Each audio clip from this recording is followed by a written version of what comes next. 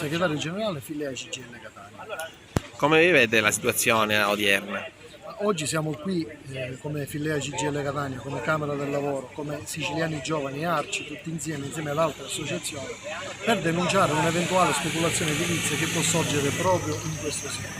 Siamo di fronte all'ex Italcementi, acquistata da una società nei giorni scorsi e da un'intervista che abbiamo letto dalla vostra collega Luisa Sant'Angelo pare che ci sia l'interesse da parte di privati a cedere una parte di questo terreno alla società portuale.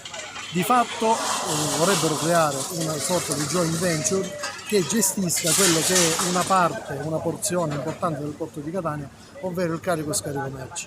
Così facendo, di fatto, il porto entrerebbe dentro la città, perché dovrebbe attraversare la via Tempio. Io credo che Catania abbia bisogno di diverse altre visioni, ovvero Catania è una città senza piano regolatore da oltre 60 anni e probabilmente è una scelta delle amministrazioni non avere piano regolatore, perché senza piano regolatore le uniche iniziative che vengono intraprese sono quelle dei privati e quindi le amministrazioni prendono in considerazione solo quelle dei privati. Riteniamo opportuno invece che i cittadini di Catania, le associazioni, chi vive questa città si riappropri della progettualità di Catania. Non è possibile che una città che ogni 10 anni perde circa 30.000 abitanti continui ad avere nuova cementificazione anziché rigenerare quelle strutture che ci sono. Catania potrebbe vivere di edilizia per decenni e decenni, ma semplicemente ristrutturando quello che già c'è e non creando nuove cubature.